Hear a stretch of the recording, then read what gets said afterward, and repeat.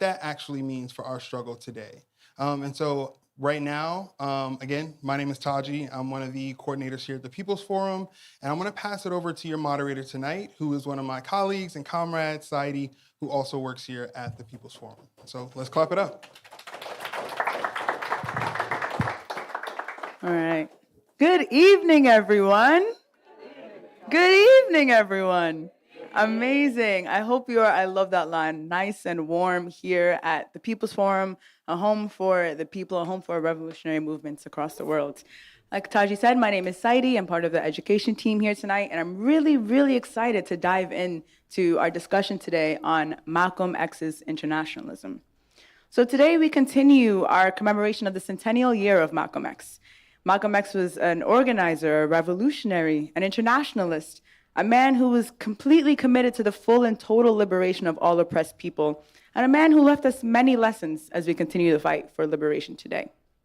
Actually, here at the People's Forum, we just finished a course on the Black liberation struggle. Was anyone in the course? Yeah. Yes!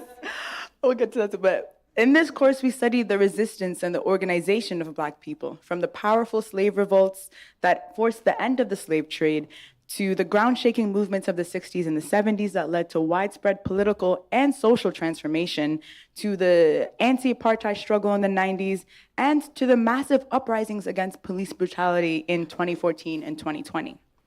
And throughout our study of history and of this current moment, we saw that the international struggle for Black liberation here and abroad has not only been at the heart of revolutionary movements in the US and globally, but has truly been the engine for change and has ignited resistance across all sectors of society.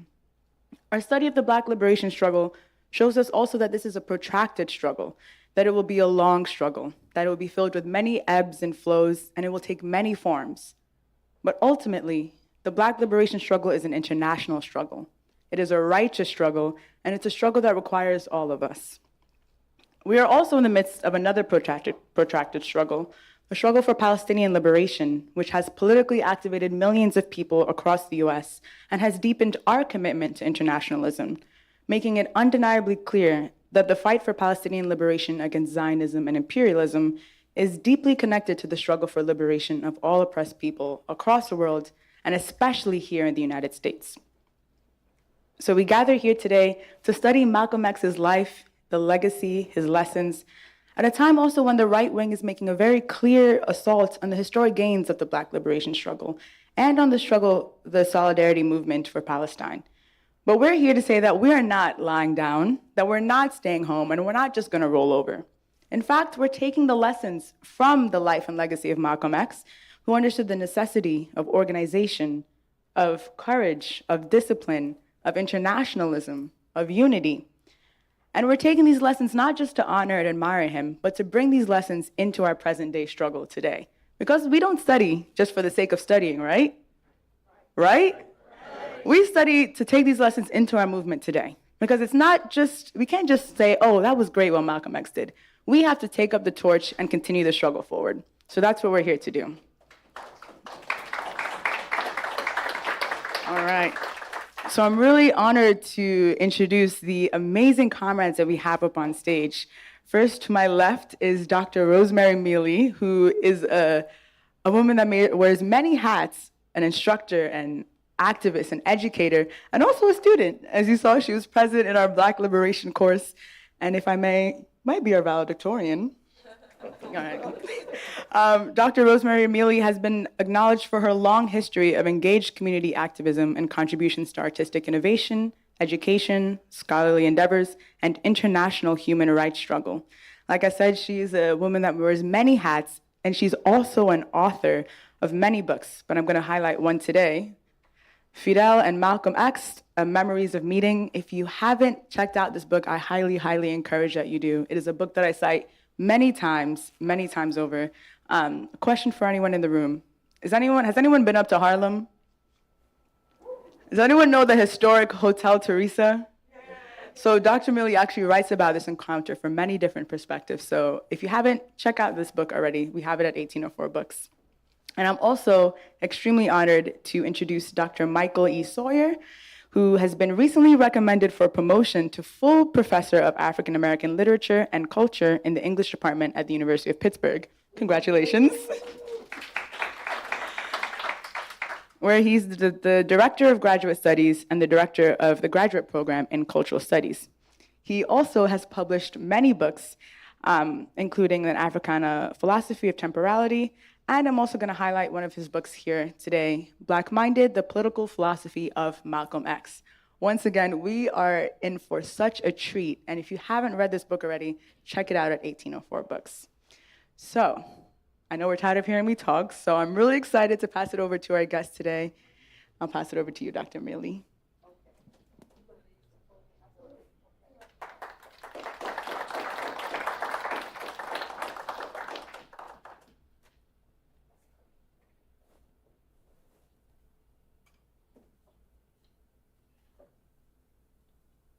Hello, everybody. Hello. And hello to all of the folks who are out in cyber world. I want to thank, well, first I just want to say good evening, comrades, to be more formal, brothers and sisters, friends, and I really want to thank Taji and the People's Forum for inviting me to participate in this wonderful gathering.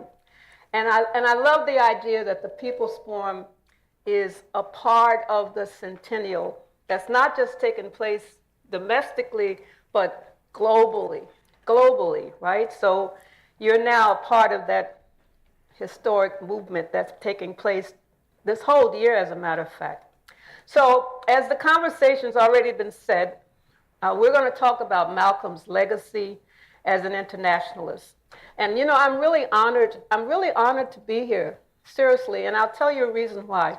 Because as our books, as our history, and our culture is just being the attempt to wipe it away, this is a historic moment. So just to have you here in 25 or 30 years from now, if there's anything that's wiped out of tonight, you will have that collective memory to pass it on. And that's really important, especially now for young people. Feedback. So I'm going to continue to engage in this study. I'm going to continue to learn about Malcolm, his life, and I'm doing it through my lens of more than 40 years of being an activist in the Black liberation movement. Some of you are like my children, really. You weren't even, I would dare say there's hardly anybody here who's 40 years old. Anybody here 40? Okay, my sister. So great. They know they can align themselves with what I'm saying. So we have been in this trench. We've been in this struggle for a long time. And we will continue in this struggle as long as we have the breath to do so. So, you know, the thing that I just want to kind of take a few minutes to introduce what I want to share with you tonight that'll be a part of this conversation. And that is, I am really, really interested in discussing the life and times of Malcolm as an internationalist from the perspective of his family. Because oftentimes when we have these presentations, we kind of gloss over. Yes, we're going to talk about Malcolm tonight. And you know, yes, his mother was important to him, his father was important to him, but it's more to that. It's more to that. So this journey that we're going to take tonight will also talk about the women, the political women, the revolutionary women, the communist women who were key to Malcolm's political development. And all of that traces back to who he was as a child, So the first thing we want to talk about in this discussion, and I want to just share it with you tonight, and we also have a timeline. You love it? Okay. I love it too. Okay. Sitting and passing this on are three of my young people who I told them, you are going to have to take on this work, this struggle, because I'm not going to be around to do it. And they have answered the call. So Sohini, we have Sohini here, Kayla, and our brother shack, okay? So that's my front. They're holding up my back. Okay. So Malcolm X's political evolution as an internationalist has to bear witness to the question of gender, beginning with his mother. In Jan Caru's book, Ghost in Our Blood, where he has this conversation directly with Malcolm X when Malcolm was in England, in Malcolm's own words, he talked about his mother and the centrality of his mother in his development. And that goes back to the Marcus Garvey movement. It goes back. So internationalism, which imbues race, racial identity, and liberation politics, we have learned, and those of you who were in the study program, we have learned that Black nationalism and has an interrelationship from the inception. Black nationalism, quote, has always had an international component. It's always had an international component. So to talk about Malcolm X as the internationalist, we go back to his mother, his family, and to the Garvey movement. That's what I believe, and in my studying even more so, I'm beginning to understand that, and that does not say that I am no longer a materialist. It does not say that I am not a Marxist materialist. But we have to recognize the roles of our family in fermenting this strength, this desire, this need, even though we may have had differences with our families. And I'm just going to close by saying that Malcolm himself said, quote, "I am the son of a father who was murdered and a mother who was mentally crucified by racists. I'm carrying on the work they started, just as my children will carry on my work when I'm gone. Before they carted my mother off to a mental hospital and tore our family apart, she kept telling us, remember, Africa, the bloodline of who we are." And he went on to tell our brother that we need to bring the family into these discussions. And that's what happened in his dialogue with our brother. So the time has come to frame Malcolm against the background of an extended family and then place him in the context of the larger community of people of America and abroad who influenced him and whom he in turn influenced all of us today. And then the conversation, we'll keep it going from there.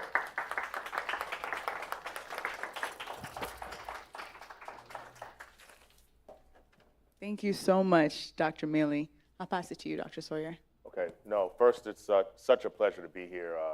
When Taji contacted me, there is no opportunity to talk about Malcolm X that I won't accept. So no matter what I had to do to be here, it was really a pleasure to be here with Dr. Mealy, whose work is exemplary in ways that are hard to express. It's really important.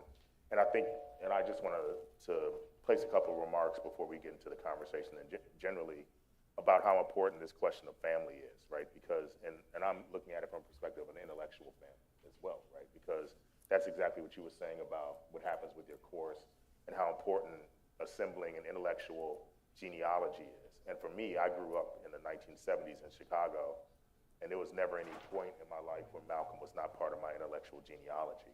I grew up on the far South Side where, we would routinely see Muhammad Ali around. And, so that in me instilled a kind of love for these people that has always been part of the way I viewed the world. So when I had the opportunity, which was, throughout my life and even in college, I was always preoccupied with listening to Malcolm more than anything else, right? Because, and I'll encourage anyone, and I tell students this, anyone who will listen, right? Listening to Malcolm is so important because the cadence of his speech, the humor of it, the way in which he's so insightful, and much of what you're hearing is futuristic. Malcolm was speaking 80 to 100 years into the future from when he was speaking in the 1960s, basically, and we're now struggling to catch up in many ways to the system of thinking of Malcolm X. And so what I want to focus on and to get to the kind of importance of international solidarity in the thinking of Malcolm X, right? And before I get there, I want to pause for a moment on the X, because I think a lot of times we skip by that, right? And I just want to think of the X as endless possibility. That's what it is, right? It's a variable. And what Malcolm was invested in, and in the little book that I wrote about him, I talk about him thinking in motion, right? Malcolm was always observing, he's always thinking, and he's always prepared to adjust what he needs to be doing based upon his core principles. And his core principle was freedom for all people, and particularly a deep love for Black people, who by the end of his life, Black was not a question of phenotype or the diaspora. Black was a question of a global positionality, of marginalization because of imperialism. So when I say that we're just now catching up to Malcolm X, I want to think about South Africa and the International Criminal Court case from 2 years ago, right? So what I argue is that Malcolm X was invested in what I like to think of as the Black body being your passport to other places. And because of the lack of indigenous relationship for diasporic Black people, Malcolm in his travels was invested in creating relationships in various international spaces and places. And what those spaces and places do is grant you a type of global citizenship. That's when he was down here in his office at the UN before he was assassinated. He's a global citizen, and he wanted us all to be global citizens, right? And the benefit of the global citizenship that he promoted and how that related itself to the early moments of the UN, right, which fails in many ways because of the way the Security Council situates itself to veto the kind of important measures that come out of the Security Council. The way the UN should work, and what Malcolm was pushing for from his position of an international thinker, was that to the extent that my country, a place that I find myself in, is marginalizing my existence, I then can be taken, my cause can be taken up by someone who has the power to do so, right? So when we see South Africa file the case on the part of Gaza, that's exactly what Malcolm was contemplating, right? Because, and it's fascinating when you think about it, right? Because at the time, Malcolm was thinking, this is what I'm saying about thinking in motion and thinking so far ahead, right? When he's pushing and dreaming of freedom from apartheid for South Africa, he was imagining that this could be possible in the future. That a nation state, a Black nation state that erupts in the late 20th century could then be on the vanguard of a revolutionary movement to protect those who no longer had protection. To me, that's the foundation of Malcolm X's international thinking in its practicality, right? Because, you know, I'm a theorist and a philosopher. I can spend all kinds of time thinking about the kind of esoteric, and your point about materialism is important, right? Because that the material condition that Malcolm X is completely invested in is the safety of people who are marginalized. And I'm gonna say it again, Black people. He means people who are victims of colonialism and imperialism. And that to him is a status of honorary status, and also a status that deserves protection. And so when we think about, as we're observing the world now, I try to keep Malcolm in mind and watch to observe how his system of thinking needs to be operationalized by us, right? This is what's so important about what goes on here at the People's Forum. It's not study for the sake of study, but study for the sake of action. So, you know, that's what I would like to say, and I'm looking forward to thinking it with all of you all tonight, and having the opportunity to think with Malcolm is always a pleasure for me. So thank you very much for your presence and not being here.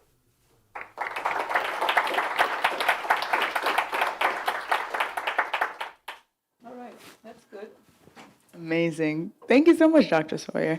I'm going to ask a few questions, and then we'll open it up for audience questions. So let's keep your questions in mind. All right, my first question goes to you, Dr. Mealy. In your presentation, you touched on the formative role in which these revolutionary women had on Malcolm's life. Can you elaborate on some of these experiences, whether it's experiences with his mother, people that he met in his travels, and how these conversations, these dialogues, these moments, what about them made them politically significant for Malcolm? And how might it have expanded his understanding of international solidarity? Well, where's my thing? Okay. back in the radio days. Well, I think if we look at, let's start at the Garveyite roots, right? This is, and by the way, this was not Reverend Little's first wife. This was his second wife. And that's how a lot of people don't understand, well, how did Ella come in? Why does he talk about his sister all the time? Well, that's his half-sister. She's from that first union. But getting back to your question, I could give you some examples of how his mother became, I guess, in his mind, this strength, this pivotal person. If you, and I love what you said, you can't just read Malcolm. You have to study him. You have to study his speeches. Once you read them, you listen to him. You have to go back and you have to listen. And you know, a lot of times we're not taught to do that. And the other problem that we have is, how did we decolonize the language that is used also to describe him? So therefore, we have to revert back to just reorienting ourselves. So the first encounter that I think it's important to respond to your question is the day that she stood up against the Night Riders, the Ku Klux Klan, when they came to her house with these children, and they came in their horses. They were ready to lynch that entire family. And this woman, she stood at the door and stood them down. And, you know, they're cowards. You know, like we know that they're cowards. They just turned around in their horses and they left, right? And they could have, as they did later, they could have burnt that house down with those children and the family in there. And see, that's for a woman to stand up against a racist like that there's something there. There's something in there. So that's one example, right? And he carries that with him because his respect for women, right, goes again back to that maternal relationship, and it was the cause of him leaving the nation or being put out. But that his respect for women, there's a thread there, and I think we need to really look at that too. Okay, so then in his travels, the other thing is the women who were important to him, and I talked a little bit about that. These are names that we will never hear about unless we write them out and we talk about these women. There are women in the United States that were pivotal to his development, i.e. Vicky Garvin, a woman, a member of the Communist Party of the United States. And remember now, Malcolm is living in New York. So and this is during his whole life, his nation time. He's coming into contact with all these political people, yet he is a member of the Nation of Islam, right? And clearly, these individuals are having an incredible influence. Queen Mother Moore, another woman who was a member of the Communist Party of the US and then later gave her life to the reparations movement. Critical to Malcolm's development, critical to his development. And then, of course, there's another sister that few people have heard about. Malcolm was a voracious reader. He read everything. He read from the New York Times to the right-wing papers to the right-wing magazines, but he also read a lot of the Marxist and the Communist Party's papers or socialist papers. And one of those papers was put out by Progressive Labor. The paper was called The Challenge. Okay, he studied that paper to the point where there was a sister working for that paper named Selma Sparks. Selma Sparks was, and as far as we know, the only woman, black woman, that Malcolm ever asked to come and interview him, right? Selma is now 93 years old. And my next task is to go and meet and talk to her again. Selma said that she received a call that Malcolm wanted to interview her in Harlem. And she was so excited that when he came for the interview that she forgot to turn off her tape recorder. So she She said she was so enamored with him, she just forgot to turn off her tape recorder. But he had read about her, and he had studied her, and he had studied that paper, and he wanted her to interview him. To make a long story short, the interview, she said, she grasped the interview from just these few notes that she took. But she said before the interview could be published, he had to read it, right? He said yes.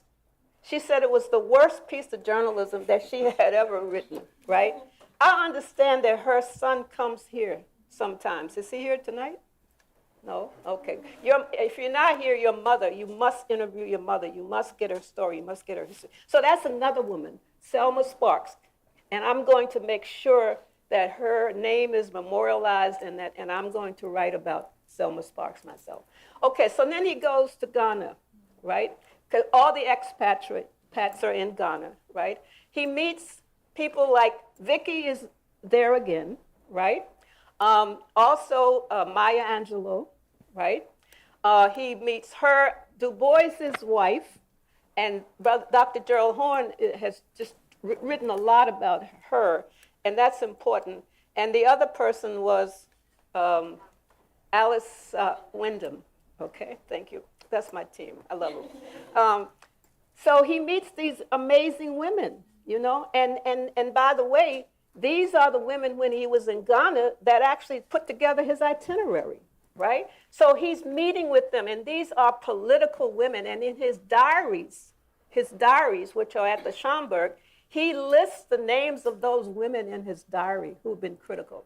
And of course, his wife, Betty, we cannot forget her. But I think the book X, Growing Up X by Ilyasha is a very important book to read because she also talks from her mother's point and her memory, the other women who were important. But I want to focus on these political sisters who were influential to his international perspective in his international development. So in a sense, there's quite a few others that I could share, but in time, I think that kind of answers your question, right?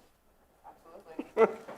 Absolutely. I mean, the work of the women who were, particularly the Black communist women that were especially involved in the Communist Party, constantly were organizing. They're organizing domestic workers to gain economic and political power in their workplace, organizing on all different fronts. You mentioned Vicky Garvin, we have Miranda Smith, all these political forces. And I recommend the book Organize, Fight, Win by Dr. Cerise Burton-Stelly that really goes into the work, the writing, the theorizing of these Black communist women. The other woman was, he never met her, but Claudia Jones was key to helping to organize his itinerary in London. She didn't get a chance to meet him, but there's a picture of him, a classic picture of him holding up a picture of him with Claudia. And he must have studied her to know. And so that's another woman I think that had incredible influence on his his internationalism. That's my girl. Long live Claudia Jones. I'm Jamaican, she's Trinity. We have a little bit of beef, but that's still my girl. Amazing. All right, Dr. Sawyer, you mentioned these travels we've talked a lot about Malcolm's travels, but particularly I'm intrigued about his travels across the world and some of these key experiences that really helped not only shape but kind of foment his internationalist worldview. Can you walk us through some of these travels and these experiences, whether across the U.S. or internationally, and what was it about these travels that really helped solidify his political worldview and thinking? Sure, and I think what you did is appropriate to think about him traveling around the United States, because one thing that Malcolm, and I think this was part of the benefit of the platform of the Nation of Islam, right, which in many ways is even now today so critically important, particularly for people who are suffering in incarceration, right, as an organizing kind of principle, right? And so I think Malcolm's life became, and this is apparent on the timeline that's been prepared, right? His life was so organized by that. But what's important about, in my thinking about Islam, is it immediately reorients the point of focus of a Western person east, right? So naturally, because of what has to happen 5 times a day, you need to know where Mecca is, right? So automatically you've disoriented the kind of focus of Western focus or central focus of Western thought with just that motion, right? Just to be aware from a metaphysical perspective where that physical presence happens to be, right? It also disorients, and this, I'll get to this question of movement in a second, right? It also disorients the system of time because Islam has its own temporality, right? Ramadan moves around the calendar based upon the lunar calendar. 5 times a day, the day begins, et cetera, right? So all these things disorient the way Western society has situated a kind of rigid temporal environment, which is so important for revolutionary Black thought to be done with that, right?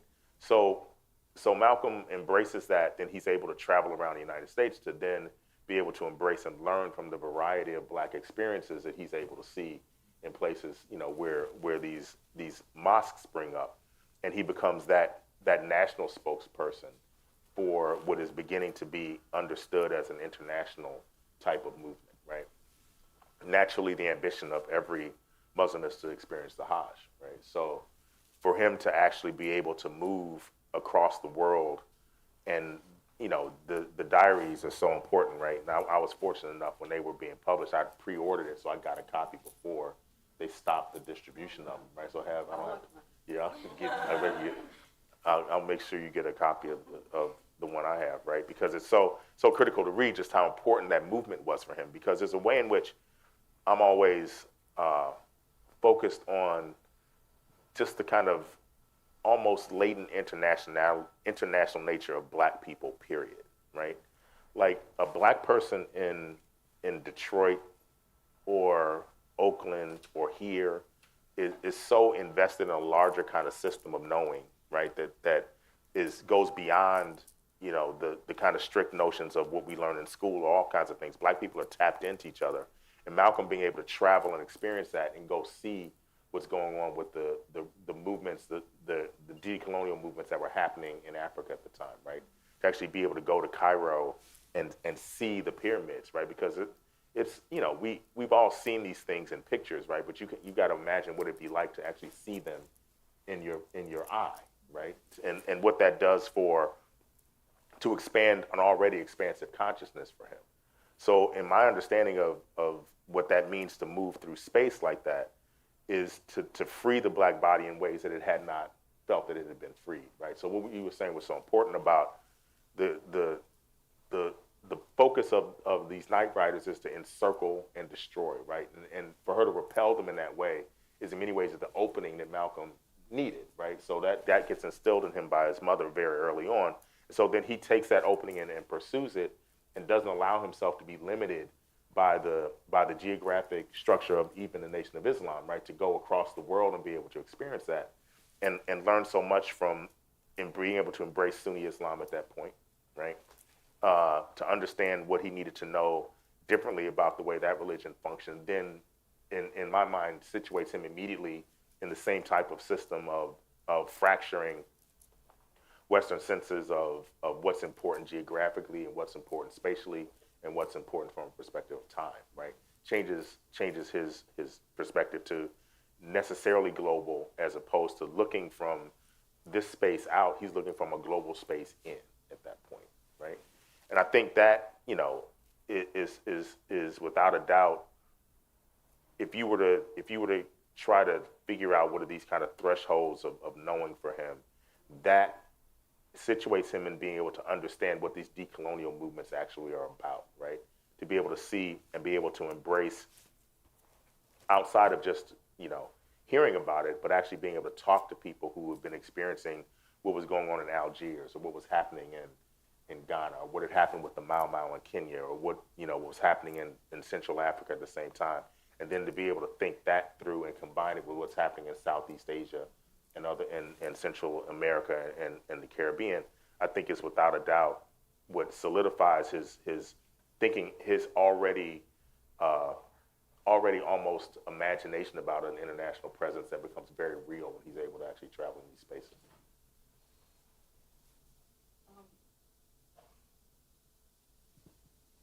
I also think that the fact that he was editor of the newspaper, a lot of people don't know that, and he was able to. I mean, first he had a newspaper called Mr. Muhammad Speaks, I think it was called, and that was like limited to New York.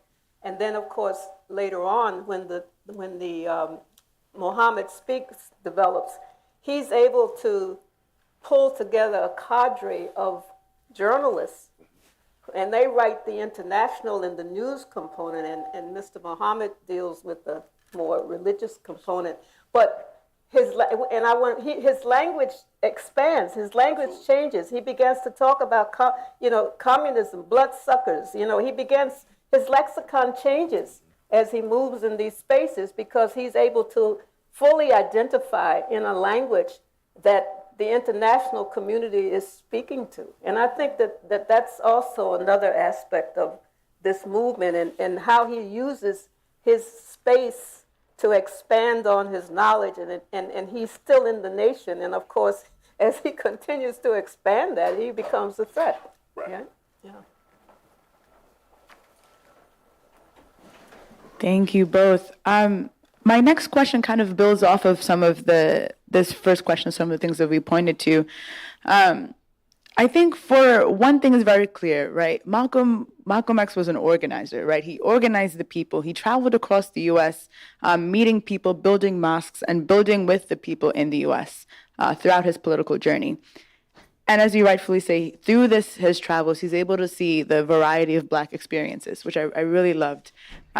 I'm thinking about this question of traveling throughout the U.S., seeing the variety of these experiences, and also traveling internationally and how he's able to draw those connections between the struggle for liberation in the U.S. and the struggle for liberation internationally.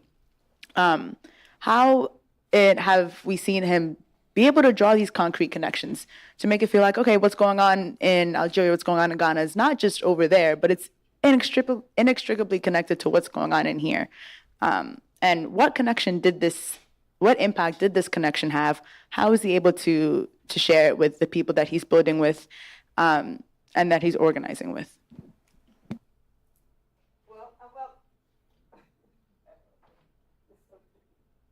Well, let's look at the format of how he's reaching people. He's using the Garvey format, the street talker, the street meeting folks in the street, where he's able then to transfer this information, all this knowledge that he has.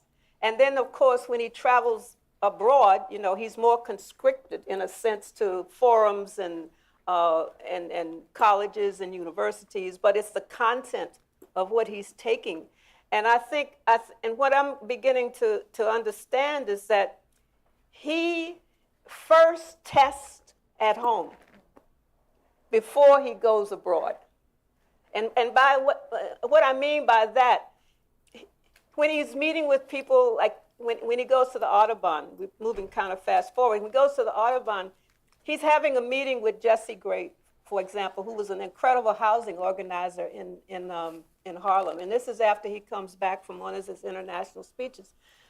But he's really talking about what he's experienced internationally and how we need to have this connection with Africa, Asia, Latin America. I mean, his whole understanding of what's going on in Palestine. And Jesse Gray, who's a housing organizer, says to him, Malcolm, let's talk about what's going on here. And he says to Jesse, because he's getting ready to invite Babu, who is a socialist, a communist, who had a lot of influence on him.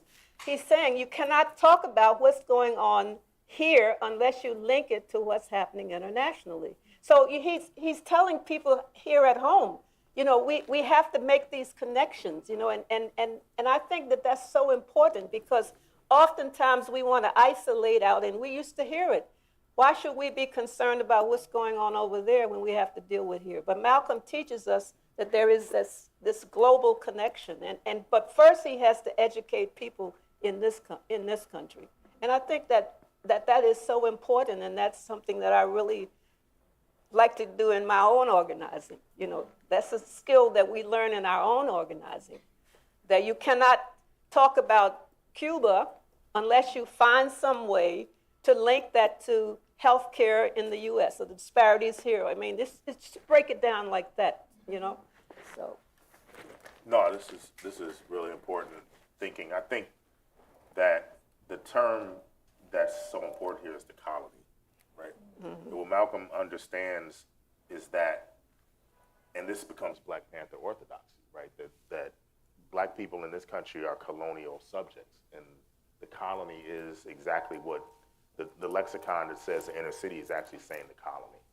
And so when he understands that, so he's thinking about colonialism, which is an international problem, an international scourge that he sees expressing itself and coercing black people in this country in the same way that it's doing it in other places. So that immediately puts him in that conversation, right? Because the colony becomes the common term here. And so you can't understand Black America without understanding that it's that we have been colonized and remain colonized people. Then situating yourself in a larger decolonial movement automatically gives you the kind of breadth and depth of argumentation that Dr. Mealy's talking about, right? And so without that common language, and then the term common becomes important, right? Because Malcolm is part of the commons, the Black commons. He goes and talks to everybody, right? And he stands there and expresses himself in ways that people can understand. And so he takes all his knowledge, and in many ways, Malcolm becomes this kind of translator of all this information that he has from the amount of reading that he could get to. Because there's this one quote, he says he really wanted to read all of Hegel, but he just didn't have time, right? He's running out of time, right? And so he's racing to try to grab these things that he can, but he can't take the time away from the people to express it. So he's not in a position to isolate himself for study, because his Black study is intimately involved with being engaged with Black people and on an international basis. And that is why that in the timeline, you see how wide it is, 1964? You can't fit in. That so much is going on in his life. He knows that it's almost over. And it's just so many things that happened during that time. And I think that when you study Malcolm, you really need to study that timeline, as the brother's saying, that 1964 timeline, where he knows that he's got to get so much done. Even reading Hegel, oh my God, I still haven't read it. That's a great point. Thank you. I think this leads into another question I think that's in a lot of people's mind, right? That we can't really talk about Malcolm X without really understanding that he was a threat to the capitalist, the imperialist system. And, the system sought to, as people say, neutralize that threat. Can we talk a little bit about the surveillance and repression that, played a huge role in Malcolm's life, but didn't deter him, but was still a present factor? And what does that tell us about kind of seeing his politics as a threat? Yeah, so, the surveillance state and the surveillance of Black people goes back to the plantation, right? So this is a plantation logic that then fits in this question of the colony. And a thinker like Malcolm is necessarily going to be seen as disruptive, right? So this gets to, and I'm sure we'll talk about this, right? In many ways, what Malcolm perceives is that there's literally no point in trying to draw some differentiation between violence and nonviolence, because even your presence is seen as violent because it disrupts the orderly progress of the system, right? So Malcolm has to be followed. He has to be understood. He has to be destabilized constantly by these systems of power, because even his thinking is violent, right? Not violent in the way that we want to understand the term, but violent in that it disrupts what the system is trying to do, which is always to marginalize, to always keep you thinking that there's no progress forward, right? So Malcolm, being the type of prodigious and curious intellect that he was, right? Like, I think his curiosity is something that is so important just to push for a person who is not formally educated, right? I mean, this is a person who's as smart as anybody that we've ever seen, and I use smart in any way you want to use it, right? And he's able to speak to anyone, and he's able to do that from a perspective of real control of information. So that is necessarily something that the state, the oppressive state, wants to kind of oppress and control, which is why we're seeing the same thing now, right, with respect to, disabling libraries, right? We were just talking upstairs about the National Endowment of Humanities being destroyed, et cetera, because you can't have these kinds of conversations that allow us to tap in to larger systems of thinking, because then you can't control that thought anymore. So that's why he was necessarily going to be surveilled. He understood that. The surveillance started at a very early age. I mean, it started in prison because he was reading the Communist Party newspapers in prison, right? So that's already, oh my God. And then, of course, his rationale for not wanting to join the military. I mean, they were quite upset about that, right? The first go round, he said that he was going to go in to educate black men about the war, right? So they really got it there. And then, of course, the last part when he said that he wanted to go to Vietnam. So that trail follows him. And it's following him because they also know that his family, it goes back to the family, right, to Garvey, right? So, and his brother, his half-brother, not his half-brother, but his brother talks a lot about that in his interviews with Bill Strickland, who also knew Malcolm before he went to prison, as a matter of fact. And a lot of these people that we're talking about, they were also a part of, and I'm sure you'll get to it, they were also a part of the Malcolm X Speaks in the 90s symposium that we had in Cuba. Because all the folk that we're talking about that has documented a lot of his life, they were a part of that international gathering in 1990.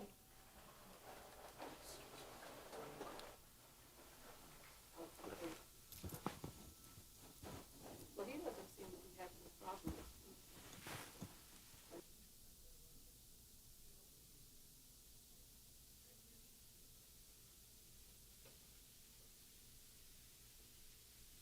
Thank you. Awesome. I could sit here and ask so many questions because we're dropping so many little bits of knowledge.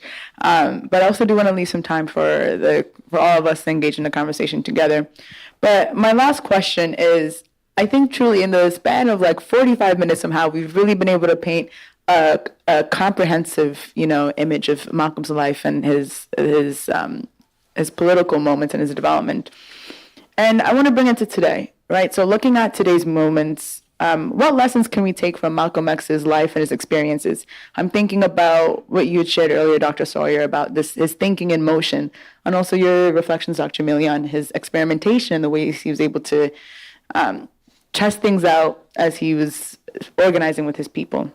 But what are some of the lessons that we could take from the study of Malcolm's life for our movement today, which is really growing and politically activating millions of people, but we're also in a system of a capitalist system that doesn't want to see that. So I'll pass it to you both.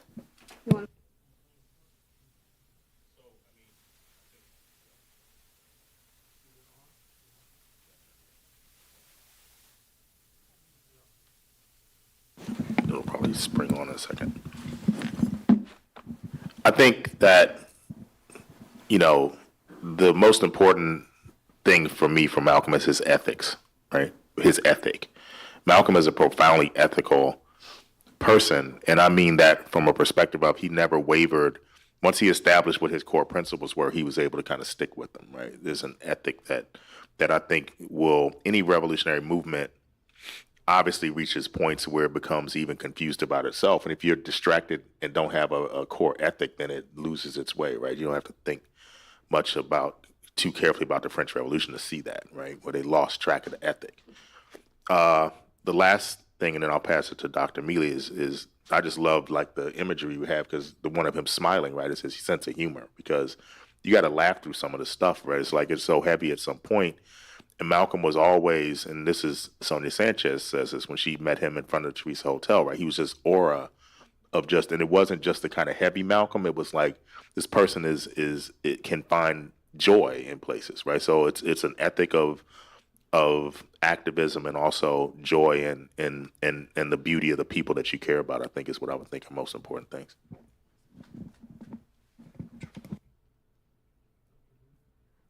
Well, I think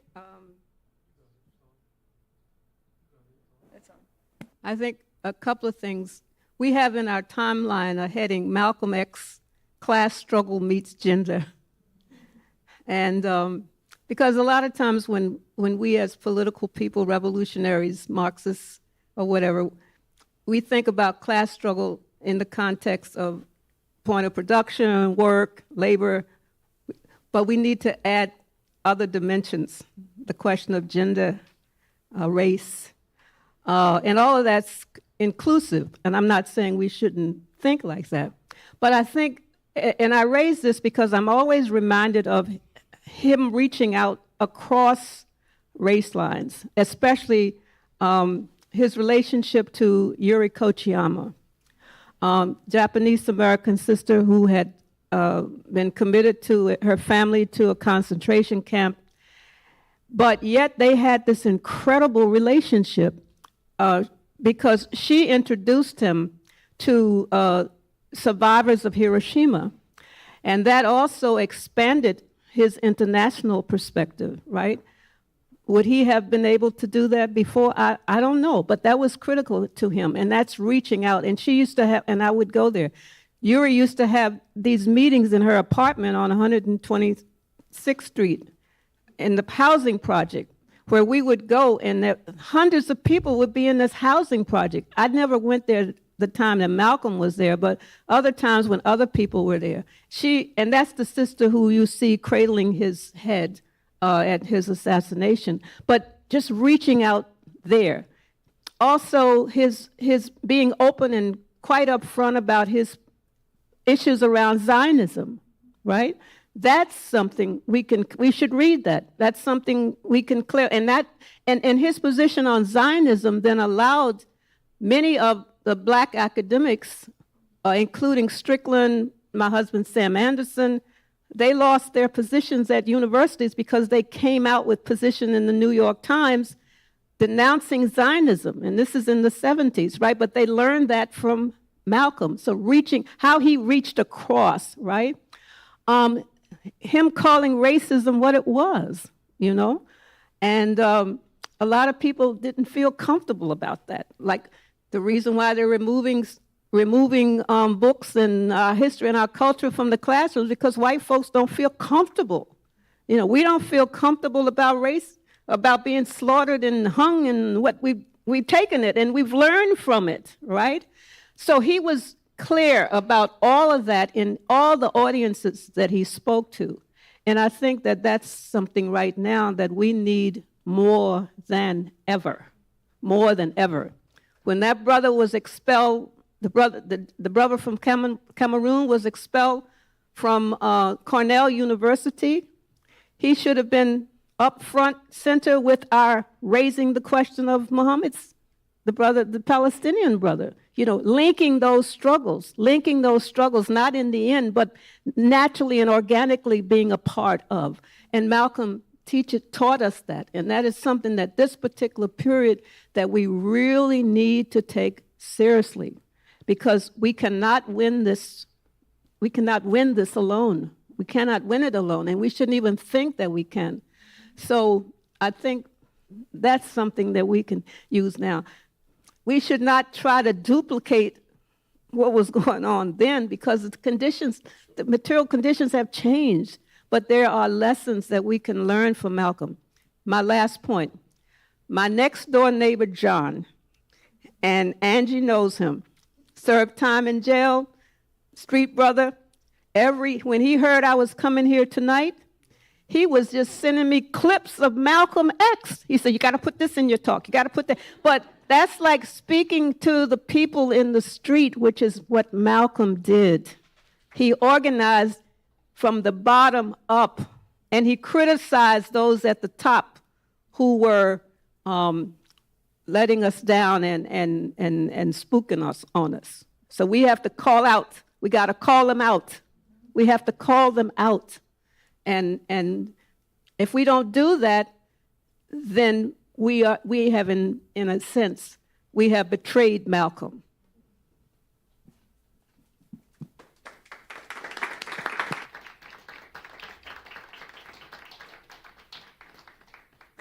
Okie dokie. Now is my favorite part where we all get to discuss together. So we have one mic, Ben. So if you have a question, a comment, anything you want to share, raise your hand. Wait for the mic so that folks online can hear you, and let's talk.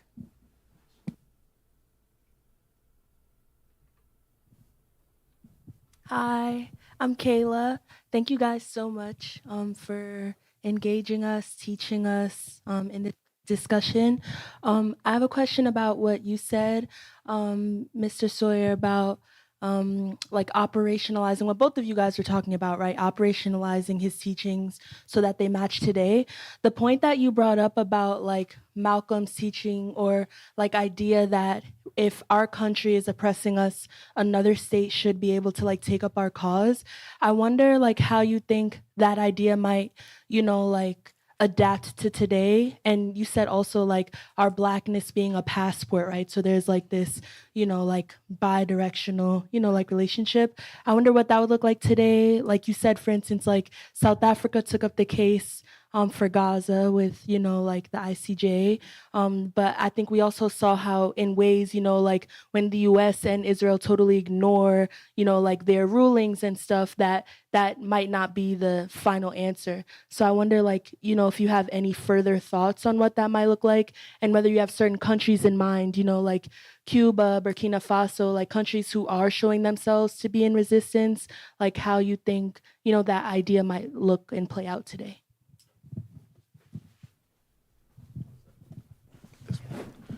So no, thank you for that. So some Ghana has been on the forefront of this, thinking about basically granting citizenship to diasporic Black people, right? And so that's something to think about. And I think the point of it is, these international institutions are, and I don't think Malcolm was under any illusion that they would ever be perfect, right? Because if they were perfect, we wouldn't be having to have this conversation about it. So it would have resolved itself. So much of what I think one of the last things Dr. Mealy said is so important. As the material conditions change, then Malcolm X's system of thinking needs to be abstracted more into and not in particular, because he's talking about a very particular time in the 1960s when these movements were happening. There was a way to view this. So your question is so important, because what that means is that we can now look around the globe and begin to understand those states that have this is a possibility, right? And begin to avail ourselves of that possibility, and to then continue to push from a perspective of that being the platform with which you pursue justice. Like, I've been fascinated, and this is the question about what's going on now materially particularly up at Columbia, right? Where are the embassies of these people, right? Like, where's the Turkish embassy when this child gets abducted in the street? Where's that consulate? Where's that ambassador to go and say, give me this body, this person that belongs? This is what Malcolm is talking about, right? So, and obviously he found the United States to be insufficient to this cause, because and this is where his point of tension with the civil rights movement, that wasn't focused on the question of human rights, would resolve this question, right? I'm just curious, and thinking in the current moment that you're bringing us so poignantly to, is that we need to understand and force and figure out what the mechanisms are to force these international institutions to function in ways that deliver on the promise that they're supposed to have, right? Going back to the kind of formation from the League of Nations kind of forward, right? If we're not going to be able to abandon the conceptualization of the nation state, kind of the post-Westphalia, it needs to function in a way that serves the citizen. And that's a point of tension that I think Malcolm was preoccupied with. And so I think, Ghana, your point, Burkina Faso is a place for this. I know I have friends from Senegal who are always preoccupied with come to Senegal. So I think these are places to be focused upon. Let me grab that mic. Don't be shy. Any other hands? Okay. Hi, my name is Aishara. Thank you guys for teaching us and coming out to do this. I had less of a question with an answer and just more of like a theoretical thing. I heard you guys mention that you love Malcolm X's life and just like to think about that. And what brought my question to mind was when you mentioned, Dr. Sawyer, how he went to Egypt and had an expanded consciousness, if you will, after seeing like such a magnificent sight in person. And then Dr. Mealy, right? you mentioned that his lexicon improved. So my question, again, doesn't really have an answer, but if he went to space and saw the Earth, right, how great could he have been? Because I've heard that astronauts see the whole planet and have this understanding that we're all connected and we're just connected. And that's really my question. I'd love to hear you guys just talk about it, really and truly. It doesn't have an answer. No, it's important to think that way. A few weeks ago, one of my friends on social media was like, the professor was like, if you could go back and study something differently, what would it be? And I said astrophysics or Egyptology, but they're probably both the same thing, right? So there's a way in which what was going on with the ancients is a futurity that has been tapped into only when you start leaving the planet and be able to understand the kind of interrelationship of all things, right? We see this, and not to veer off too much, and we'll hear from Dr. Mealy, obviously, but sound becomes a way to kind of access this, right? So much of what you see happening with music in the movement post, after Malcolm, what Coltrane's doing, what all these people are eliminating time to thinking expansively in that way. So you can tap into that in many ways by involving yourself in certain types of sonic practices and certain types of study, I would imagine, that expand in the consciousness in the same way.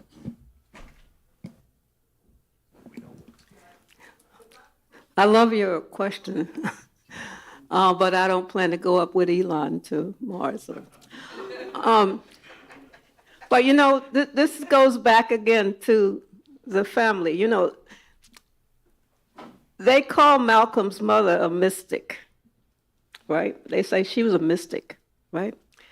But if we were to look in all of our cultures, there's always the mystic. What are some of the other terms that people use? The heretic, the shaman, the what? The witch.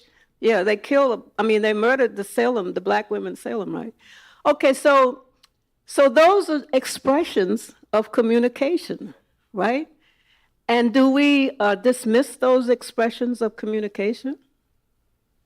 It's a question because we've either, again, remember I talked about decolonizing the mind and decolonizing the language.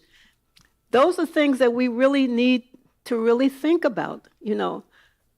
Was it mysticism that allowed Malcolm's mother to stand there in front of those Ku Klux Klanmen? And we study the ancient cultures, the histories of Africa.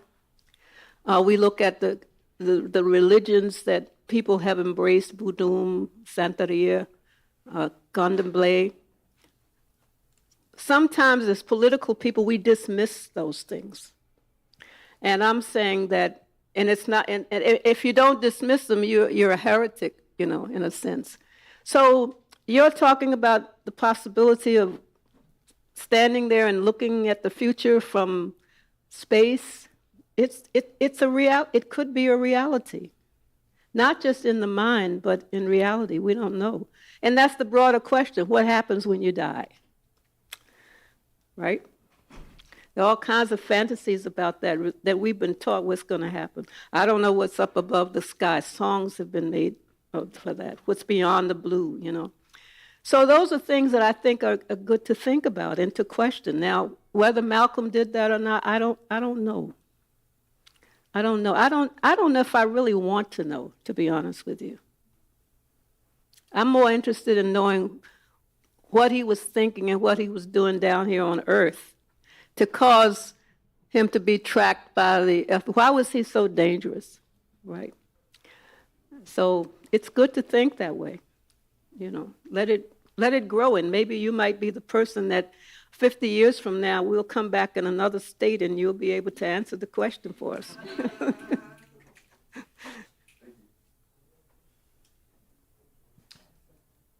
Yeah, I actually had a question. First, I want to thank you both for your presentations. This is kind of a broad question, but I was hoping you both could say a little more about how Garvey and the UNIA play into the prehistory and development of Malcolm X.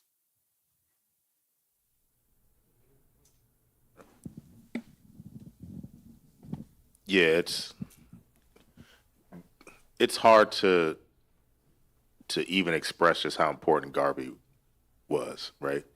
Because I mean, you have to, when you think back about thousands and thousands of black people taping nickels, dimes, quarters into envelopes to mail them, right, to him, and the promise. There's even Patrice Lumumba even reflects on Garvey was important to Patrice Lumumba's mother, right, in the Congo. She's thinking about Garvey, right, and this question of return and what that actually means, right. To open the door that they say is closed is what Garvey's about, right, and so I think that foundation and the conceptualization of a mass movement to reverse the Middle Passage is fascinating in many ways, right? This is what you're saying about this kind of cosmic kind of system of thinking, right? To retrace that step, and Garvey's a huge personality, right? He's he was that, and Garvey, I mean and this is to this point about surveillance, right? It's like we just what was it? Just the last thing, one of the last things that the president did, Biden did, is to finally resolve this tension, right? And then he put him in jail because he ain't bought the boat yet. He said, I don't have enough money. Right? I'm still getting the money together to buy the ship, right? And they had to prosecute him, get him out of the country, exile him in many ways, because it was such a powerful conceptualization that decolonizes the notion of the plantation, where there's the possibility of return, right? So Garvey is and some of this is Du Bois, and then I'll pass the mic over, right? Du Bois and Garvey, there's that tension between them, but I think it's a positive way to think, right? Because Du Bois was calling himself an African American in the 1890s, right? So when Garvey shows up, he's like, I already thought about that, right? And in many ways, but he rethinks about it and ends up in Ghana to this point, right at the end of his life. So there was this kind of important tension between these two important thinkers, right? And I think that we do ourselves a disservice not resituating Garvey at the center of this conversation oftentimes.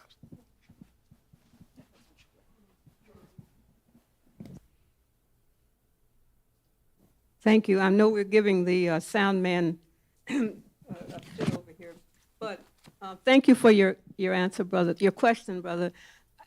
Key essential. Remember now, Malcolm's mother is a journalist, and she writes for the Garvey paper, and that's important for people to know.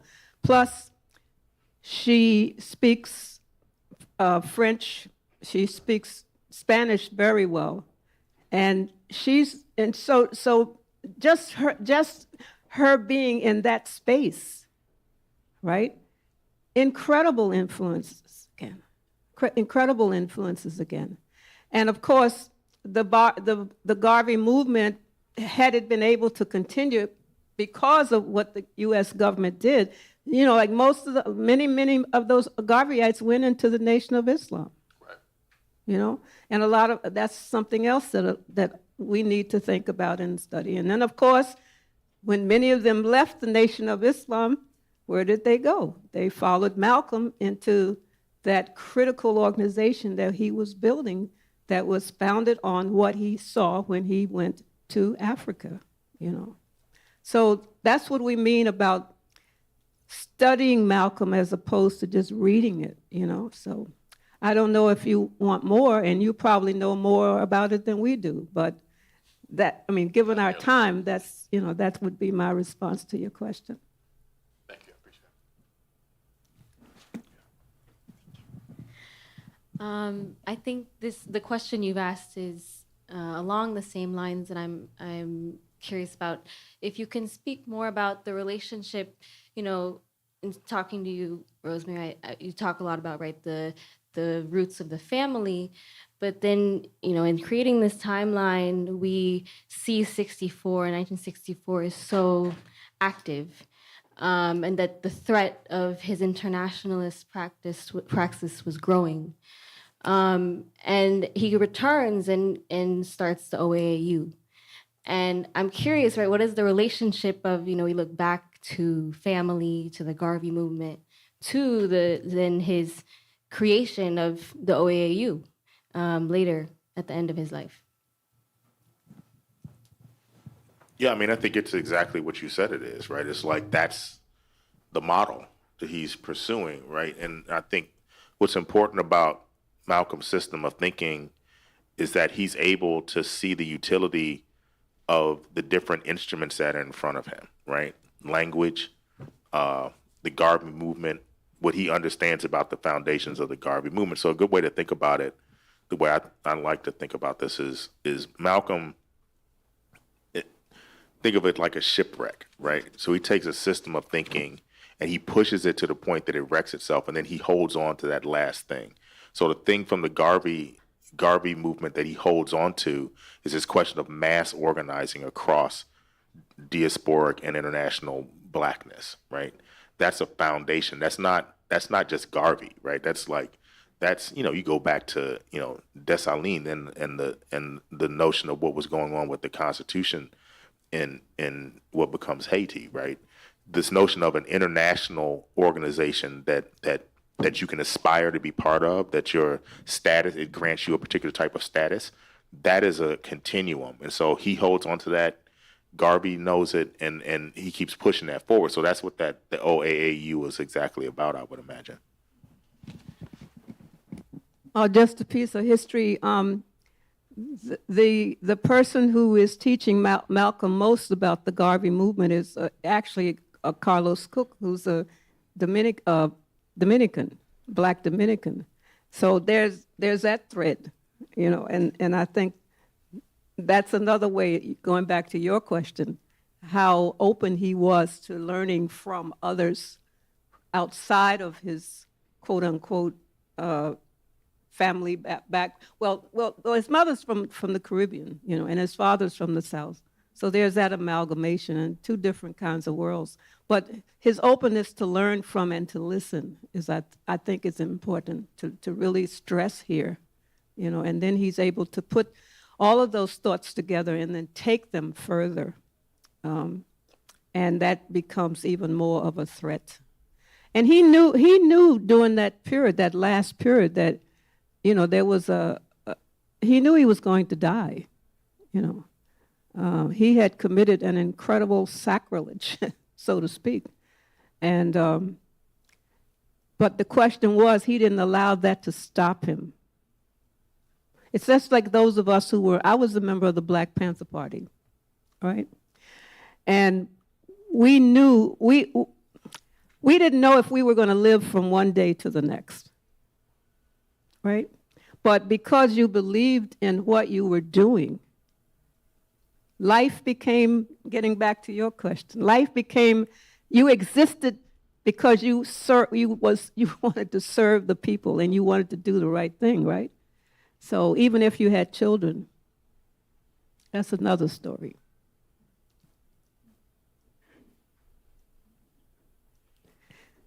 There's a question back there. Can we talk a little bit about what's going on in the Congo now? Because that's bringing it full circle. Yeah. Go ahead. Thank you very much. Thank you again for being here and doing what you do. I'm a former New York City high school teacher, and I have two questions for you guys. What would you say to young people with regards to why they should care about Malcolm X? Why is Malcolm X important, and why should young people care? That's one. And two, the follow-up question would be, are there books that you would recommend for college students or for everyone? Thank you very much. Thank you so much.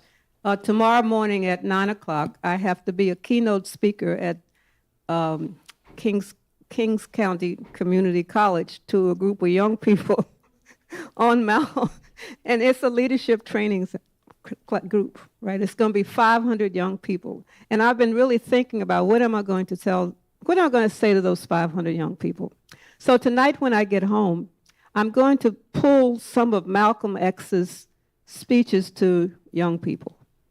And I'm just going to draw out some things there and do, just bring it to now.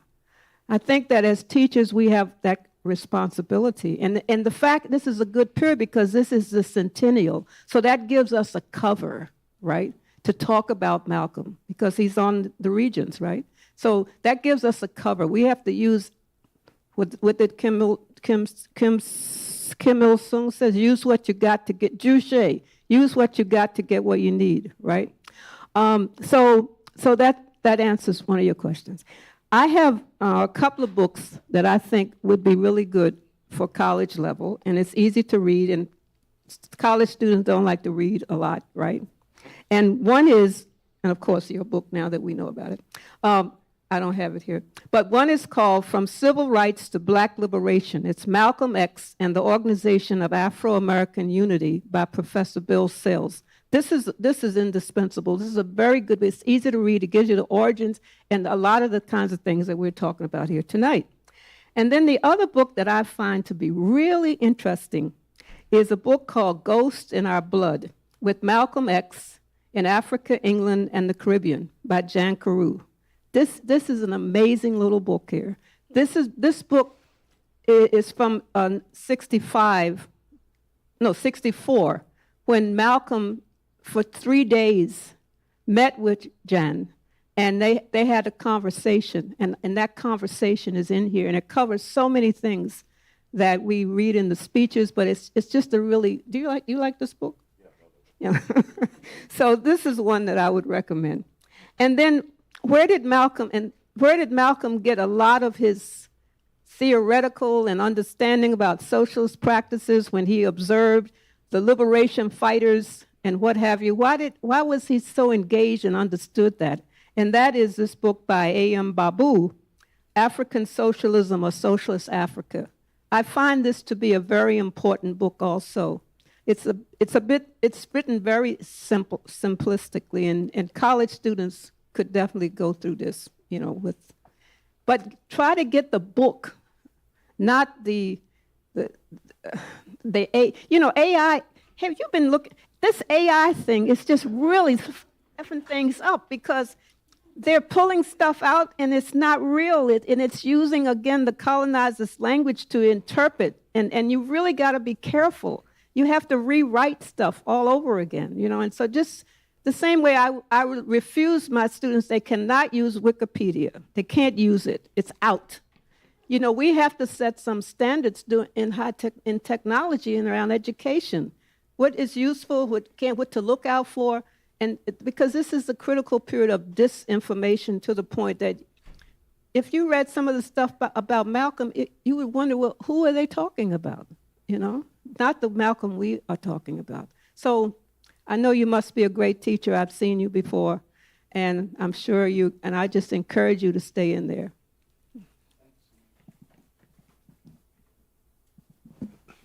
I'm a literature professor, so we can go on and on. No, I think obviously everybody should read the autobiography of Malcolm X with, for all the critique of it, et cetera. I just think it's such an important book. And I think for me, when I first read it, it's one of the few books that I read through the night and read the entire thing, right? So I think that's critically important. I think that anything, and getting in some ways departing from this kind of thinking to think about reading, people should read Toni Morrison, all of it, right? It changes your life in ways, I think, and embrace the part, because I think in many ways, Morrison is probably the most, at post Malcolm X, probably the most important thinker of the late 20th to 21st century, probably. And so I think that's important. And then people need to read stuff they love, right? Books that whatever genre, whatever writer, whatever it happens to be, because books, this is the point, right? Books are so important, and the decimation of the library is I think really harmful, because, and this gets back to the computerization of information, where, I used to go to the library and just stand there, and the way the Dewey Decimal System functioned, if you stood in a particular place and looked left, right, up, and down, you were in an archive, right? You were tracing a system of knowledge by just being in that space. Now what happens is you want a book, I can send a note to the Pitt Library. The book will be waiting for me downstairs. I don't even have to go. So it's targeted in a way that prevents you from being able to expand. So your question, I think, would be not what books they should read, but just go and read expansively in ways, and go to places like this where there are books everywhere, right? Like just walk around and look and just grab them because they're so important, and we're losing them. And here's my copy still. Being held together with a rubber band.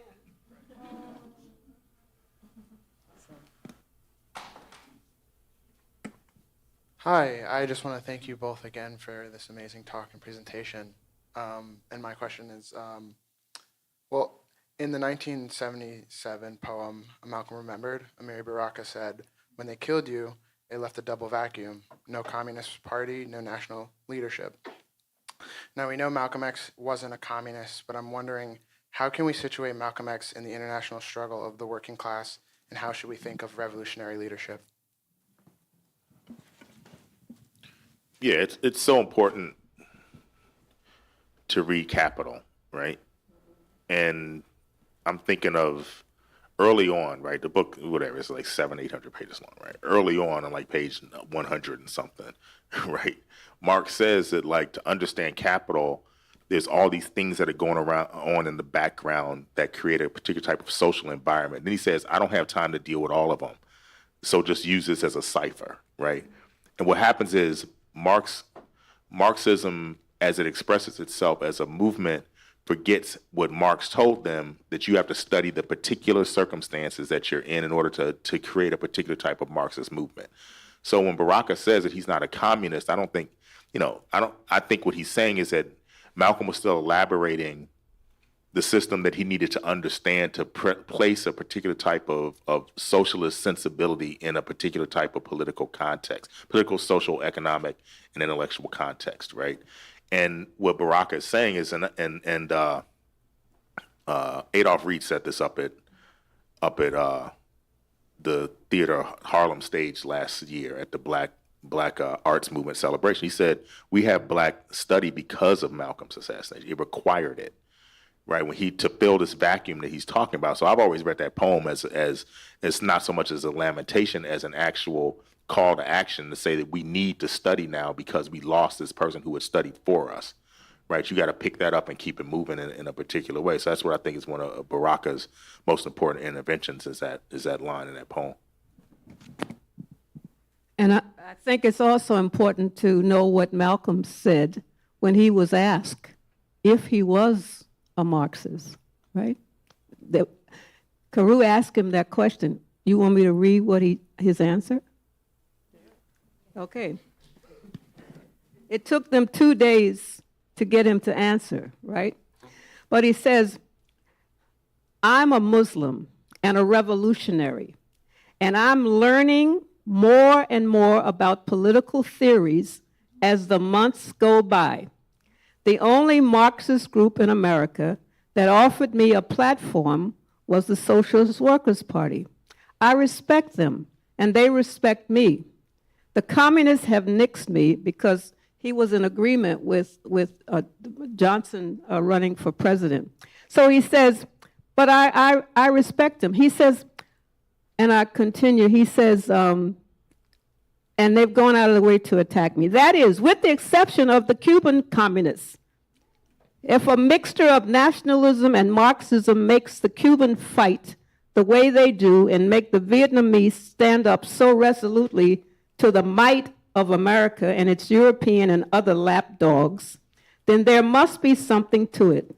But my organization of African American Unity is based in Harlem, and we've got to learn to creep before we walk and walk before we run. He then paused and he said, and I quote, but the chances are that they will get me the way they got Lumumba before he reached the running stage. That was his answer. And I know some groups will try to use that, but you got to read the whole thing, right? You can't just pull out what you want to hear. But that's what he said when he was asked that question. So I guess Baraka must have read that. Yeah, and I mean, some of it is just this is what I'm saying about how intelligent Malcolm X is, because he just said exactly what Marx said. He hadn't read it, but it makes sense, right? Like Marx is not. This is people oftentimes read philosophers and think that they create the system. They're just describing the system, right? Like Plato, like Plato's Republic, he lives in the Republic. He didn't spring up after he wrote it, right? He lives there, right? He's just reporting the news, basically, right? And so what Malcolm is doing is he's observing the situation. He's telling you, right, the particular political, social, economic, and cultural circumstance in Cuba create a type of Marxism that makes sense for me, right? It's not a single answer to what that actually means, right? And that's what's so important about a kind of what Amy Césaire calls a Marxism to fit the world, right?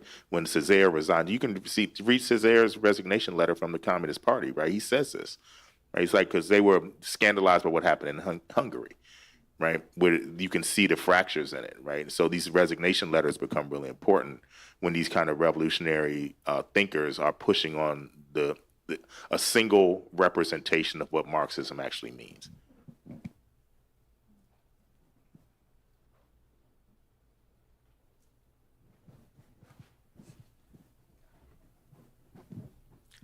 Assalamu alaikum.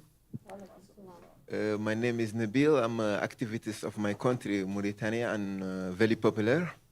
So I'm here today to speak about the legacy of Malcolm X and celebrate of 100 years of his birth. And I think you guys may ask for a question of word, but I don't think there is a book or word is enough to describe Malcolm, you know. Maybe his body is died, you know, but he left his thought and his knowledge and his courage and his freedom for fight and the justice. Maybe his body is died, but his thought remained with a million of Americans and the people. Thank you so much.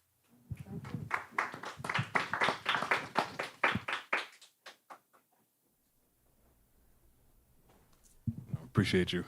No, I just wanted to just appreciate Dr. Mealy and this whole panel for, this putting all of this into perspective. And I think a lot of what the last few questions like go together, even going from zooming out, into space. I feel like looking at things historically and their historical development allows us to do that, and like they weren't able to, whether it be Malcolm, the Black Panther Party, Marcus Garvey back then, they didn't have access to the FBI files on themselves, They didn't see that the first Black person was hired by the FBI to spy on Garvey, and why the FBI opened the file on Malcolm when he was, against the war in Korea and interested in the whole Bandung conference, right?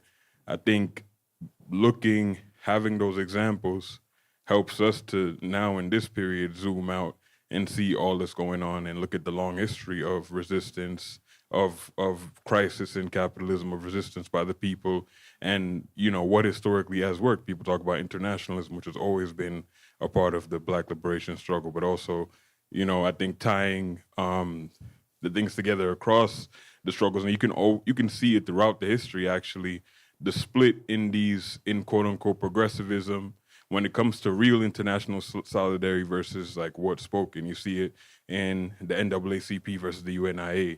You see it in the Socialist International versus the Communist International. That split that was caused by a lot of European socialists, quote unquote, siding with the imperialists in World War I, right? You see a similar thing between the Black Panther Party and a lot of like progressive movements in the U.S. at that time. That willingness, and we see it right now. And a lot of this progressive movements for a long time have been progressive except for Palestine and not willing to, take that extra step, while the real militant ones have shown themselves by being constantly, dedicated and in line with their principles.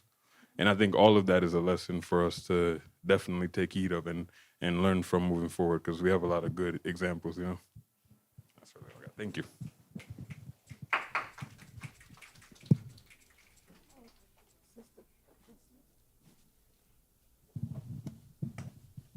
Thank you so much. Can you talk about the significance of Castro coming to Harlem and that moment's significance for Malcolm's internationalism and how it kind of connects into 1964 and the events that come like after that?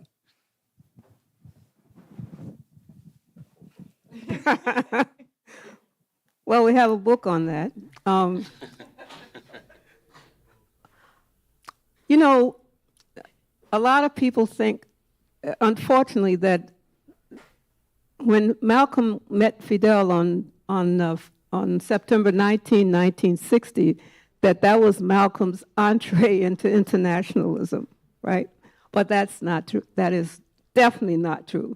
You know, we've talked about here, you know, and so, you know, Malcolm is meeting Fidel while he's still in the nation. As a matter of fact, it's the fruits of Islam that's the security force that's protecting Fidel when they come. So the significance of the meeting, it's really a reaffirmation of the historical ties between Cuba, the diaspora, and black folk in the United States. Because one of the things that Malcolm told Fidel when they met, and I had an opportunity, that's what's so beautiful, I had an opportunity to interview Fidel, to interview all the folk, many of the folk who witnessed him coming, even the young diplomat, Cooley, who actually set up the meeting between Malcolm and the folk at the Hotel Teresa. So, as I was saying, it kind of consolidated the unity between these two people, because Malcolm said, you've done in your country what we're still struggling for here. He warned them about dealing with the U.S., the enemy. We know them. We know the enemy, he told them, you know. So I think what's most important, though, is the legacy that meeting had on us today.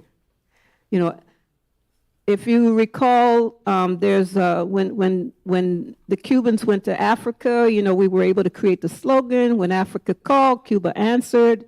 We've been having these meetings in 1990, Fidel came, 2000, Fidel came to the U.S. He offered 500 scholarships to any young person who wanted to go and study medicine in Cuba. IFCO, Pastors for Peace, Reverend Lucius Walker took that on, and we've graduated now more than 225 doctors who are studying, who are practicing or even studying to take their medical exams. So this continuum continues today, right? It continues today. And so the significance of the meeting, it established the continuation of a bond, because, you know, there's this whole link, you know, Frederick Douglass, you know, he collaborated with doing the abolitionist movement with Cubans who were struggling to free themselves, you know. And so, believe it or not, Booker T. Washington, whatever you think of him, we have some criticisms of our brother. He even had at Tuskegee, Cuban women, black Cuban women coming to Tuskegee to study, to become housekeepers, of course, to return to care for the white maids in Cuba. But there was that kind of an alliance going on. So there's like there's been this continuation, you see. So I would suggest that you read the book, and you'll get firsthand accounts of what people thought and what they saw during the time. Juan Almeida, who was black general, accompanied them. It was just an incredible time. And then, see, the thing about it is, they're all coming up to Harlem, and everybody else is coming. Khrushchev comes up, Nyerere comes up. Everybody comes to Harlem to meet Fidel, right? Because, of course, the history, do you know the history of how he ended up in Harlem? Okay, well, you know that story. You know the whole story. You just wanted to cheese us. But anyway, so that affirmation exists, and it still exists today. Last year, we took a delegation of young black folk to the decade of the 90s conference in Havana. We've been going to the Afro-Feministas conference. We're learning more about black women in Cuba and the role that they're playing. So it it's continuing. It's continuing. Some of the young people that are sitting up here in the front, they're going to be at the UN next week when the UN will be meeting with the Afro-descendants. So the continuum is there, and that's why it's so important that we must support Cuba now. I mean, we have to. That country is so important to our survival, the world, and people. I mean, we've just got to continue to support Cuba and demand that Cuba be removed from the state sponsors of terrorism list. The fact that Cuba has now become, it's a devastating situation going on there, but the resilience of the Cuban people, I mean, it's there, and they remember Malcolm. They remember because Malcolm has been internationalized in Cuba to the point that when I lived and worked there, one last point, I would meet all these translators, right? And they would all have the same kind of like, when they would cadence. I said, well, you sound like Malcolm. And they said, well, one of the requirements, we have to listen to his speeches. And we developed that whole, I mean, so it's so deep. There's a little park in Havana. You'll never see anything like it in the world. It's a continuum. One side of is Fidel. I'm sorry, one side is a beautiful picture of Malcolm, and on the other side is Martin Luther King, and there's a Martin Luther King Center there. I mean, so there's that, it's still alive, and the president who came 2 years ago, he said that he read this book as a student, and that's why it was so important for him to go to the Malcolm Shabazz Center. So the legacy is there. Malcolm left the legacy, Fidel has left the legacy, and we have to carry that legacy on because of what's going on right now is just devastating, it's criminal.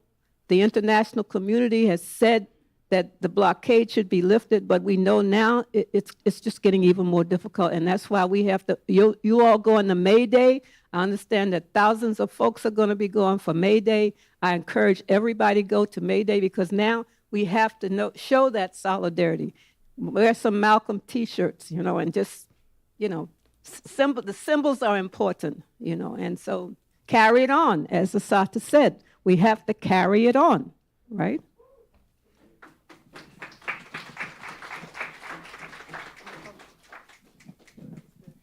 Awesome. Let's take maybe one or two more questions, and then we'll pass it over for closing comments for you both, and then close out. You talked about that they're going to pull from speeches for young people that Malcolm had.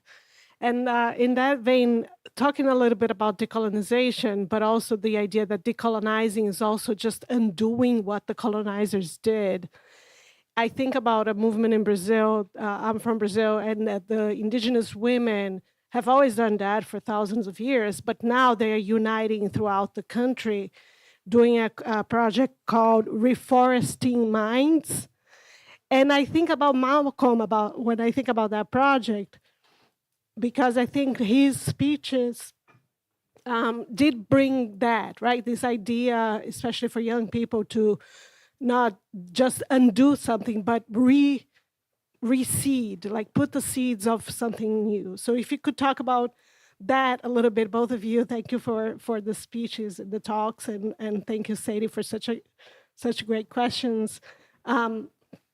Elaborate a little bit on that, sort of the seeds that he was planting on young people's minds. Thank you.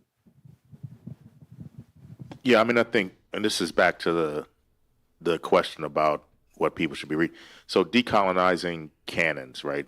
You decolonize a canon by expanding it, not subtracting it, right? So one of the lessons we learn, and one of the messages that Malcolm's example, if not his actual engagement with young people would be, because he reads so voraciously, he's not restricting what he reads, because he's got to understand the four corners of white supremacy, right? You can't understand it if you're gonna, because oftentimes, and I teach Black literature, right? I'll have a student come to me and they'll be like, well, I don't want to read, I want to study Black literature because I don't want to read any old white men's writing. I'm like, well, you realize like the the epigraph from Ralph Ellison's Invisible Man is the last line of Melville's Benito Cereno, right? So he's telling you this is the point of departure, right? So this reforestation conceptualization that you're bringing for us to think through is just that, right? It's like, you know, if we think about knowledge as an actual forest, you got to know what's in it, and you got to understand each of the trees in it before, you know, the forest for the trees whole thing is obvious in some ways when we think through that, right? So I think that part of the canon and part of what happens with employing Malcolm's system of thinking is to then absorb it, then apply it to the things that you're interested in studying, and even things that you're not interested in studying. That's what I meant.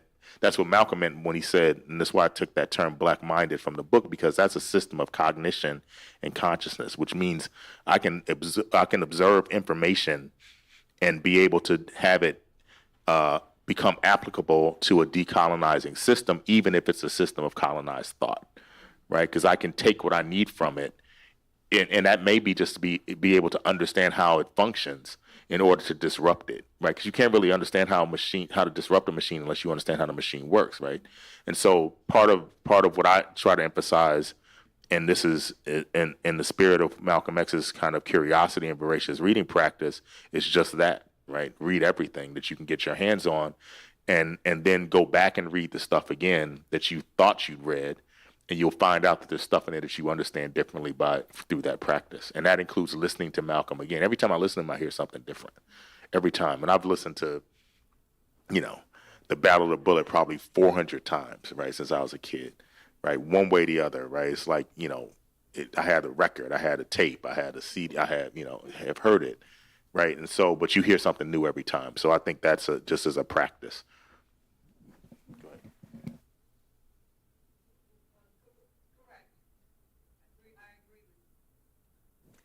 I just want to go back to the family doctrine. When Malcolm left the nation,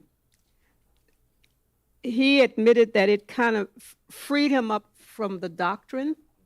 And it fits into what you just said. When you are freed from a doctrine, it allows you then to grow into flower, right? And I think that's what we're talking about here, that we must free ourselves from doctrine. You know, if that doctrine has in some way suppressed, oppressed, and in many ways, and in many ways, salted the cognitive part of our brain to the point that we can't think. So that's an important piece. And I think also that when Malcolm's mother heard that he was in prison, she sent a message to him by his brother Wilfred, and she said, tell him, don't let the prison do the time, but you do the time in prison, meaning that she was telling him, you must explore and you must learn and you must not allow that oppressive situation to undermine your ability to flower. I mean, that's the only way I can describe it, using my own poetic gestures. So I do agree with you there. And I think that what you're saying, sister, is that during this period, we have to find new ways of communicating with each other, right? And those new ways of communicating with each other does not in any way mean that we are losing our politicalness. It doesn't mean that. It means that we're able to embrace what Paulo Freire talked about, you know, the human spirit, you know, is important, because we know we calling these people in white, they're devils, you know, they're evil. They're evil. And what does that mean for us when you're dealing with people who are evil? We're giving definition to something that we're feeling and sensing, but we really don't know exactly what it is, you know. So I'm not a philosopher like you are, but I don't believe in Kant or any of that, you know. But your point about Malcolm being a philosopher it's a very important concept, you know, and apply that to his theories and his practice. let's take this last one and then we'll close out. Hi, thank you so much for your talk. I'm over here. You spoke about Malcolm having an unshakable ethics and about that being something that we can emulate and apply in our daily lives. I wonder if you can provide some advice or insight, either from your own experience as academics or from the life of Malcolm, for those of us who work and spend most of our time in mainstream institutions, how and whether to practice resistance and be politically active while staying true to our ethics and also being effective throughout our lives with people who we know are in the struggle with us and the vast majority of people who may not be even aware. Thank you. So, yeah, I think so what's really important is to disaggregate, to really be precise when we say activism and resistance. Like, what do we mean by that, right? Because what happens is, I think, and this is a trick of colonialism and imperialism, where all things become protests when some things are demonstrations, right? So you can demonstrate something. So you go from like the level of like outright revolutionary activity, which is destruction of the system as it stands, to, you know, something beneath that, which is like disruption of whatever, to demonstrating about it, et cetera. So I think part of what a sophisticated system, and this is, I think, what the professor is saying is right, what this moment calls for is for us to be incredibly precise about what it is, what the goals of a particular intervention happen to be, right? So if I decide to demonstrate, I'm not going to let you tell me I'm disrupting when I'm demonstrating, right? And which means that I also have to adopt the proper the language, because what they're going to try to do is tell you that you're disruptive when you're really just demonstrating, right? And I don't say just demonstrating to render it hierarchical. I'm saying you're doing a particular kind of thing, right? So that kind of slippage is where is the devil in the details of a particular type of anti-colonial movement, right? So it's really important to be precise. So when you then decide, and this is, you know, don't let anybody tell you that your place and your space, because Professor Mealy said this, right? Representation and symbolism are important. So sometimes just being there is important, right? And what that causes, and you know, the preoccupation of people with people who they think don't belong places tells you how important it is, because they're gonna stare, they're gonna look, they're gonna, you know, this is the whole, you know, these Karen videos, the whole thing, right? These people are preoccupied with people's presence, right? So I think that's important. And then the ethic question is just that, right? You have to be true to yourself, and in doing that, and I think what's most important is you can't have any political movement that doesn't care about others or other people's positionality that doesn't necessarily matter to you, right? Like it can't be, I can't say something like, you know, I hate it when people say things like, you know, when they're talking about something like misogyny or sexism, they say, well, what if it was your daughter? It doesn't matter if it's my daughter. It matters, period, right? And you have to be able to care about stuff that doesn't seem to directly affect you, because then someone else cares about you because it doesn't directly affect them, and that creates a type of socialism that you're proposing, right, that becomes so effective as a political movement. So I think that's an ethic. To me, that's the core ethic, is caring about stuff that doesn't seem like it necessarily affects you and your personal kind of, you know, whatever you happen to be caring about.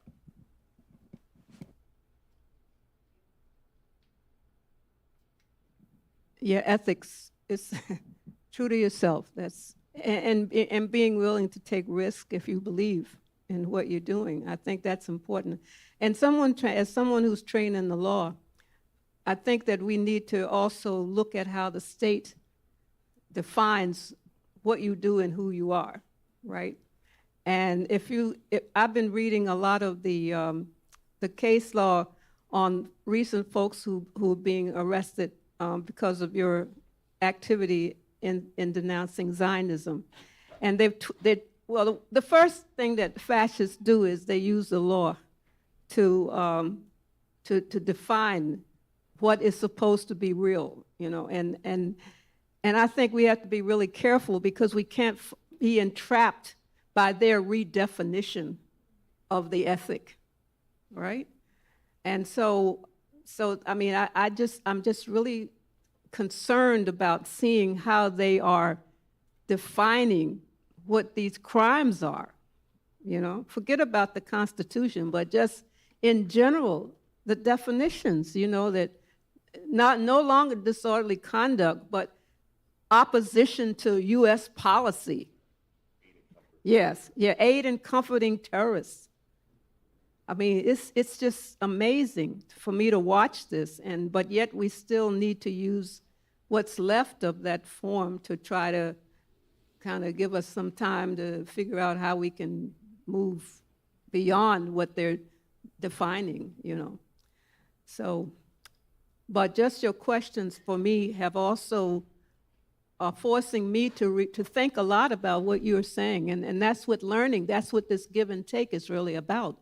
And by the way, I have not been, I'm not in academia anymore. I have not been called to teach since 2023. So I'm leaving that up to you to figure out. But the last point that, can I just raise, because there's some of my young people here who from the Congo, and they're engaged in some real struggle.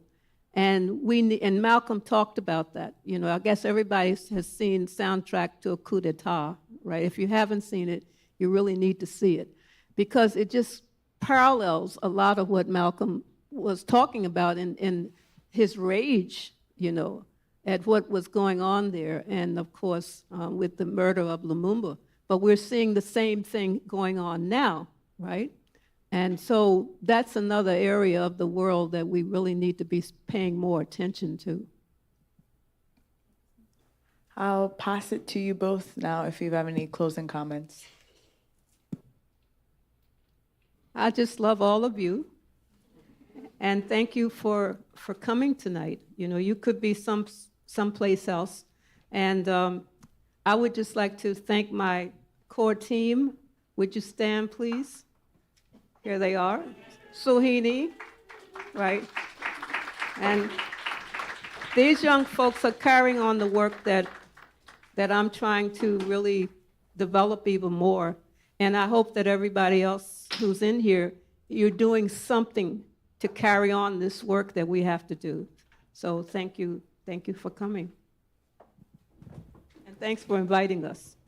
Yeah, that's just what I want to say, is just how grateful I am for this opportunity. This is something that I'll really think about for a long time, just having the opportunity to be in conversation with Professor Dr. Mealy and everyone else here. It's been such a gratifying experience, so really thank you. It's a blessing, so appreciate it.